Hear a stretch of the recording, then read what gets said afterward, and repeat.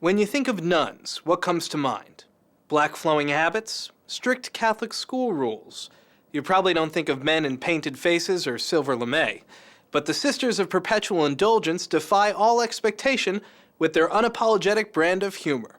Since their first appearance in San Francisco on Easter Sunday in 1979, the Sisters have used the power of parody and their irreverent wit to educate, entertain, and raise money for local charities.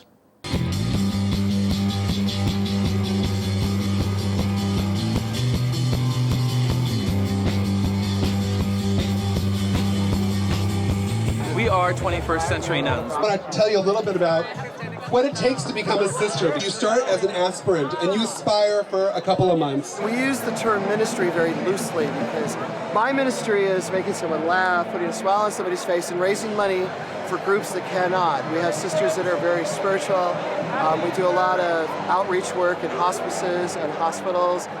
We all touch a different aspect of the community, and that is our entire ministry. Once you're done aspiring, you start to perspire and you become a postulant.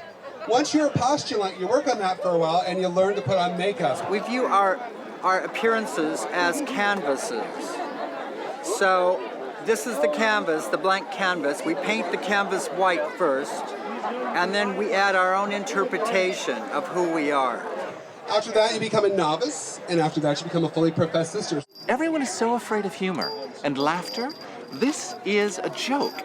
I mean, it's not mocking someone, but it's opening you up. It's the idea of the holy fool, the ancient idea that there's someone who stands looking completely absurd and gives you permission to say things completely true and honestly without any misperception or covering or avoidance or hypocrisy. I, Sister Reina Terror, as a member in the order of the Sisters of Perpetual Indulgence,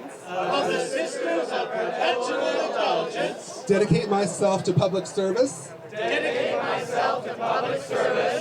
social activism, and spiritual enlightenment.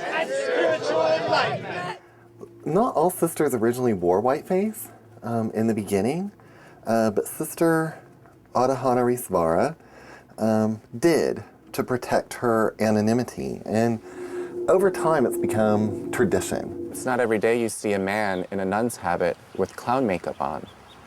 And that can be very jarring to those who don't understand it. This was me last Easter when we did the zombie Easter, and so I decided to come as Saint Rita.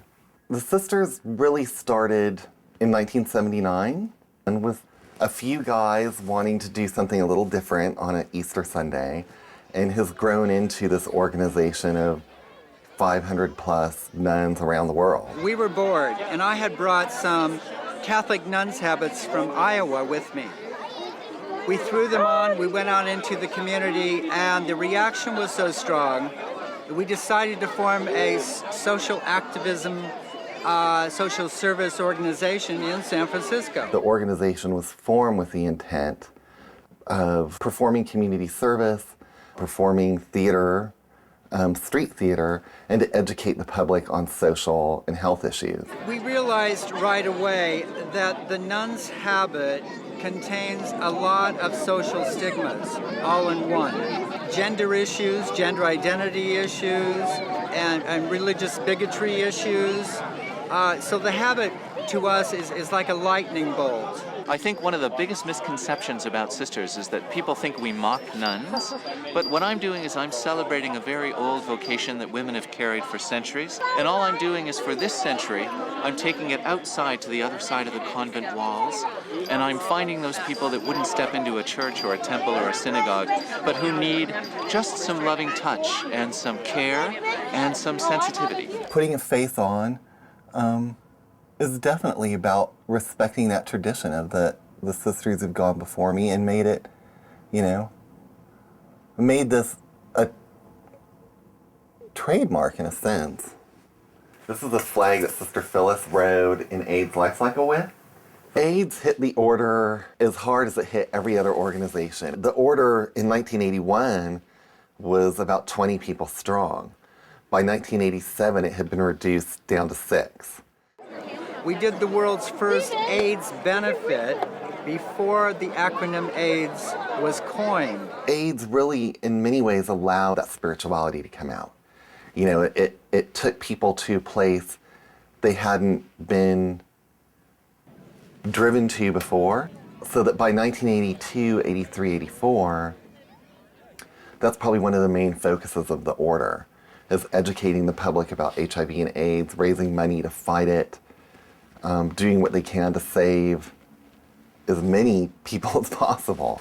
We do a lot of service in providing funds available. We provide grants. This last year, we actually provided $85,000 worth of money out to our community here in San Francisco for bisexual, transgendered, gay, lesbian, healthcare, homeless, any kind of providing where that is a little bit underfunded here in the city. In San Francisco, we raise over $200,000 a year. It's in direct ministry, 100% in, 100% out. We buy our own jewelry.